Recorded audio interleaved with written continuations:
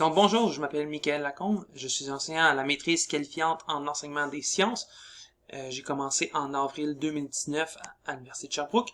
Au préalable, j'ai fait un bac en biologie à l'Université de Sherbrooke également de 2007 à 2010. Puis je suis venu à habiter à Montréal, où j'ai été directeur général de l'association d'Ultimate Frisbee, avant de partir 3 ans en voyage autour du monde.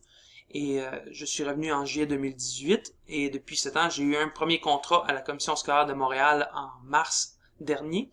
Et puis finalement, mon premier contrat en mars 2019 et mon premier contrat en septembre 2019 avec l'école Chemin-Dé Maisonneuve. C'est un contrat pour les classes de formation préparatoire au travail, donc FPT, des classes d'adaptation scolaire.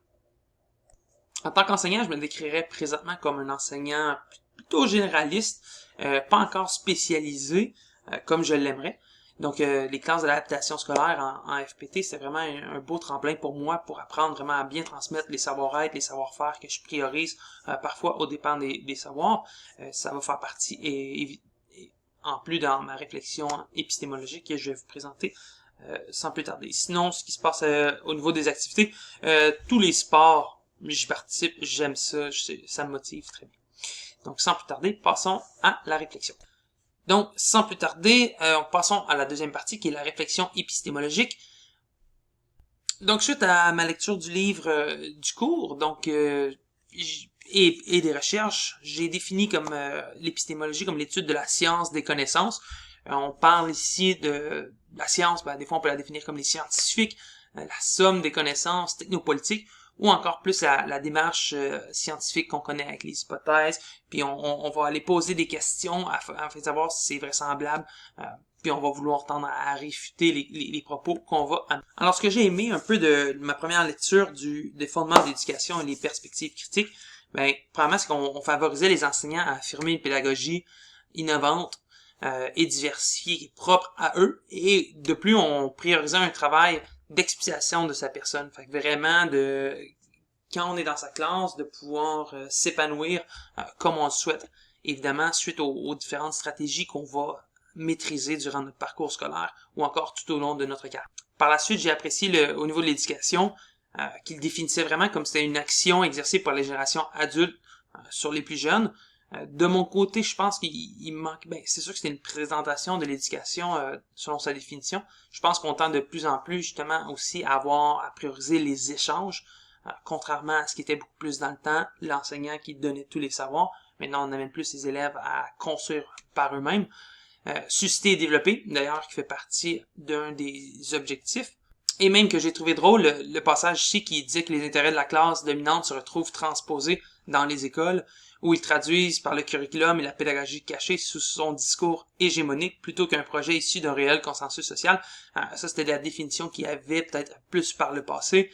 Je pense que l'école tend à changer, puis le programme de formation de l'école québécoise, justement, tend à réfuter cette ancienne pensée.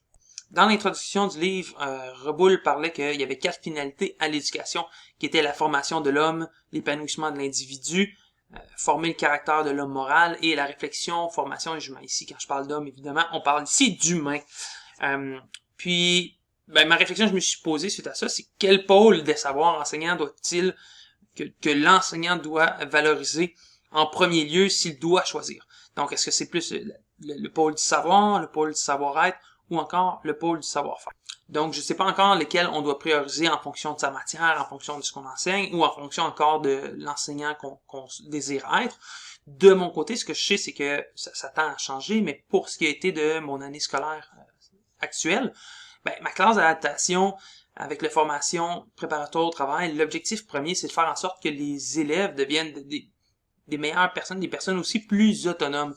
C'est des jeunes qui n'auront pas une certification de niveau secondaire. Ils n'auront pas un diplôme d'études secondaires complété, mais ils vont avoir plus une certification d'un accomplissement personnel. Donc, c'est sûr que j'ai priorisé les savoir-être. Je les ai priorisés au niveau de ma gestion de classe. Donc, ne serait-ce qu'au niveau de la posture de l'écoute. C'est pas des choses qu'ils avaient vues par le passé. C'est des choses souvent qu'on oublie parce qu'on veut plus transmettre les savoirs pour essayer de les accrocher jusqu'à leur passation au niveau secondaire 2 des examens du ministère. Les mimiques de tout genre, ne serait-ce que jeter leur papier dans la poubelle, c'est de comprendre que le concierge n'est pas la personne qui va passer derrière eux, mais plus une personne qui va travailler avec eux pour l'hygiène commune. Donc je dirais que selon Reboul, j'ai vraiment travaillé plus sur la formation de l'homme et développer aussi leur caractère moral. En numéro 2, j'ai fait travailler beaucoup avec les savoir-faire.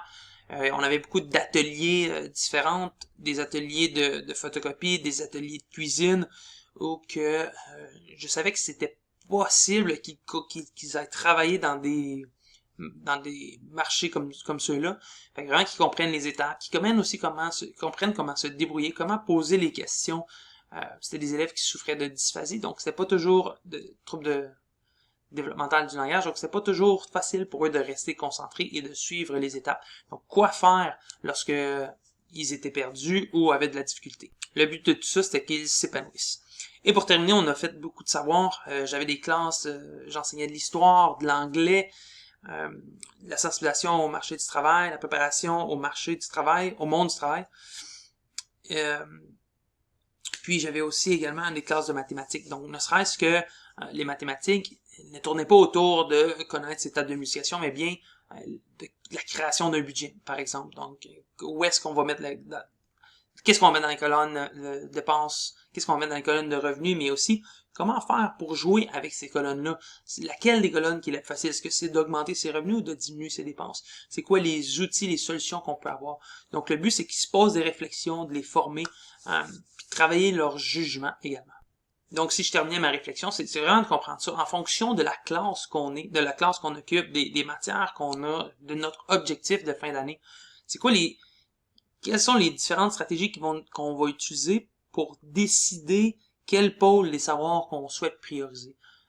Probablement qu'on va pas s'adresser à la même classe si on est dans des classes plus homogènes que des classes plus inclusives. Et je souhaitais conclure avec cette citation que j'ai trouvée de Goyer dans notre livre des fondements de l'éducation. C'est en tant que sujet, c'est-à-dire auteur et acteur de sa propre vie en lien avec les autres sujets composant cette diverse communauté d'appartenance que l'individu peut recréer un sens qui devient le vecteur unificateur de son existence. Pourquoi j'ai aimé cette citation-là, c'est que je vais prioriser présentement beaucoup une approche humaniste puis travailler avec le socio-constructivisme dans mes cours. Lorsque je fais des erreurs, je repense suite à ma journée, comment faire pour améliorer le tout le lendemain et le surlendemain. Fait que j'abandonne pas, puis je suis vraiment à l'écoute aussi de mes élèves, de ce qui est bon pour eux. Donc, je crois profondément à ce que toutes les personnes peuvent s'aider, puis qu'ensemble on grandit, ensemble nous allons plus loin. Donc, c'est pour ça que j'ai mis cette citation. Merci beaucoup et je vous souhaite une bonne journée.